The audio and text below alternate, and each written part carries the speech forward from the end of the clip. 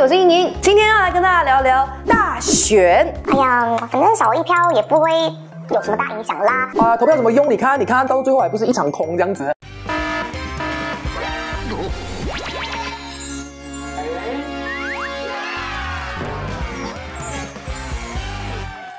在刚刚过去的10月10号呢，我不知道大家有没有觉得特别的紧张啊？我说的紧张不是说你那个双10大减价有没有抢到你要的货，而是马来西亚的首相伊斯麦沙比里呢就宣布解散国会。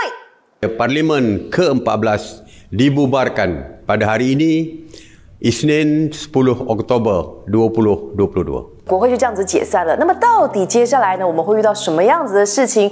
而我们又应该怎么做呢？今天这支影片跟大家好好的聊聊。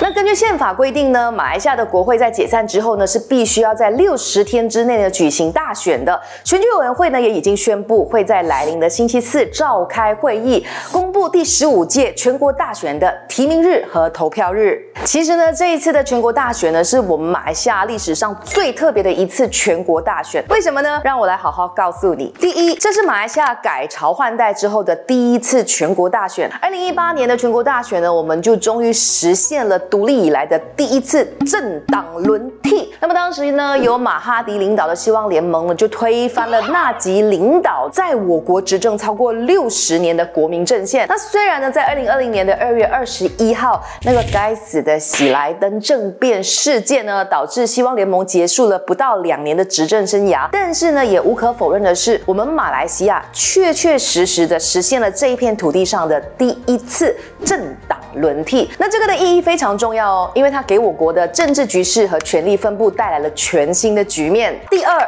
我们这一次的选举呢，会面对国州选举不同步。在以往的选举当中呢，国会和州议会呢是会同步解散，然后同步进行选举的。那所以呢，选民就会在选举的过程当中呢，同时投选自己选区的国州议员。但是这一次呢，因为马六甲、柔佛还有沙拉越呢，才刚刚完成了他们的州议会选举。那么另外呢，西蒙和伊斯兰党执政的吉打、吉兰丹、登嘉楼、槟城、雪兰莪、森美兰都宣布不会同步举行选举。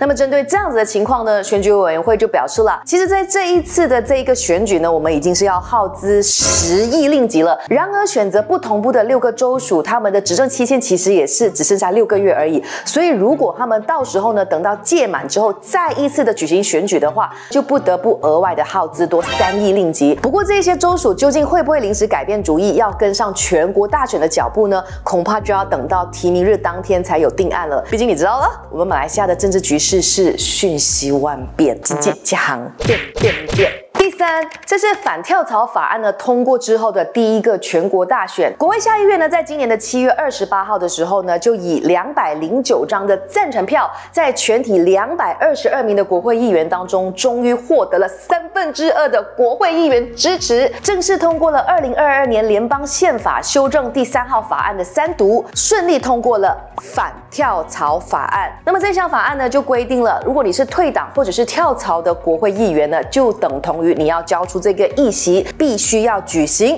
补选。那么以独立人士资格获胜的议员呢，如果他在选后加入某个政党的话呢，他也会失去议席。相信不少的马来西亚人呢，都非常期待这一项新的法案能够警惕人民代议士，杜绝我们马来西亚的政治青蛙歪风。我们真的是被打喊了，被冷很久你知道吗？你们这些青蛙。第四，第15届全国大选呢，是降低投票年龄至18岁以后的第一次选举。国会下议院呢，是在2021年的7月16号以211票赞成票正式通过了这一项法案，并且颁布了宪报。同年的12月15号呢，正式落实。降低了投票年龄之后呢，这一次全国大选的选民人数还有结构呢，都会发生非常明显的变化。那么我国掌管国会及法律事务的首相署部长旺珠乃迪在去年12月的时候呢，就预估在这一项政策落实之后呢，我国将会迎来580万名新的合格选民，就是从原本的1580万人增加到2110万人。哇！真的是增加了蛮多的哦。那大家都知道呢，降低投票年龄至18岁的政策是我们马来西亚民主进程的一个非常重要的里程碑之一。但是另一方面呢，其实我们也要思考的是，这一些00后是真的有足够的时事知识、政治参与还有判断能力来履行公民责任，决定国家的未来了吗？可能也不只是00后啊，也是有一些朋友他可能对于政治或者是他对于他家附近的这些候选人也是不是很了解。所以接下来的篇幅呢，我们就要告诉你投票的程序和你可以用哪一些方法去评估候选人的能力，去明智的投下你手中的一票。好，那现在我们一起来简单的了解一下选举的程序。如果你是第一次投票的朋友，你有2个 step。第一个 step 呢，就是到这个网站去输入你自己的身份证号码。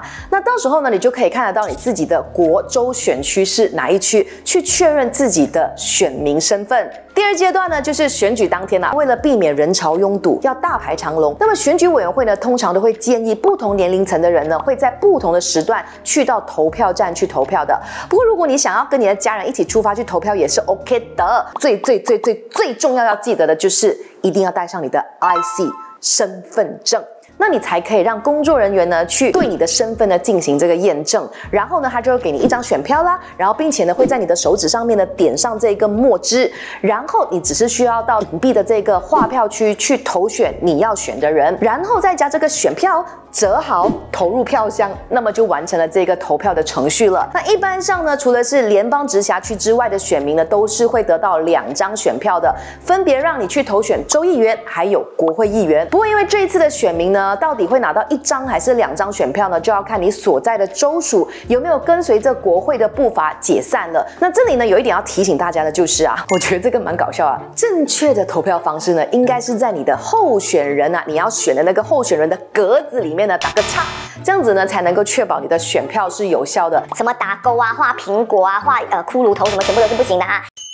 其实呢，每一次的选举呢，可能大家都会特别讨论到年轻世代的政治参与，有不少人呢会有一种，哎呀，反正少一票也不会有什么大影响啦。投票怎么用？你看到最后还不是一场空这样子。那 BBC 呢就曾经对于马来西亚2018年的选举进行过调查统计，结果显示呢，有多达380万名合资格的选民没有登记成为选民，而其中2/3的人呢是属于20多岁的。那另外呢，还有70%以上的年轻人认为自己没有办法去影响政府的决定，也觉得政治太复杂了，所以不想要去碰。也有另外呢65%以上的年轻人认为政治人物其实并不关心选民，所以不可信，不想理。唉。难道马来西亚的政治前景就真的是这么的黑暗吗？其实我们手中的一票是不是真的这么没有用呢？我觉得不是的，政治是直接影响民生的。当你觉得我们的国家很多事情很落后，政府经常有一些很奇怪、很扰民的政策，很多事情没有交代、没有改善，拖慢了马来西亚的竞争力和进步的话，那你就更应该要好好利用你手中的一票。其实每一个国家在迈向民主的过程都不是一步登天的，而投票不单只是公民义务，还是公民的权利。无论你到底要投哪一个政党，你都应该要好好的认识你手中一票的这个重要性，要利用它去委任你自己想要委任的选区代议士，让他们在国州议会去为我们发声，去争取权益。我们大家投票的决定就会形成这个国州议会和内阁的阵容，这是完完全全直接影响国家未来5年的执政人选和发展走向的。相反的，我们也可以用这一张选票，将那些毫无作为甚至是贪污滥权的一些政棍拉下台，让他们知道我们人民才是真正的老板。千万不要再觉得投票没有意义了 ，please。好，那从这个星期开始到大选期间呢，我们荧光笔工作室也会陆陆续续制作更多跟选举有关的内容，那希望可以帮助尤其是手头族呢更加的了解状况，也让大家在这次的大选当中好好想一下我们到底该怎么做。那如果你觉得这一些内容呢有帮助的话呢，欢迎帮我们分享出去给你的姨妈姑姐啊、朋友啊，尤其是那些手头族。好，最后想要问问大家，你是来自哪一个州属、哪一个选区的呢？那你有没有投过票？投过几次票？如果没有投过的话，你这次会不会回去投票呢？请在留言区留言让我们知道哦。我是莹莹，你可以在这一些平台呢找得到我们。我们下个礼拜2晚上9点见。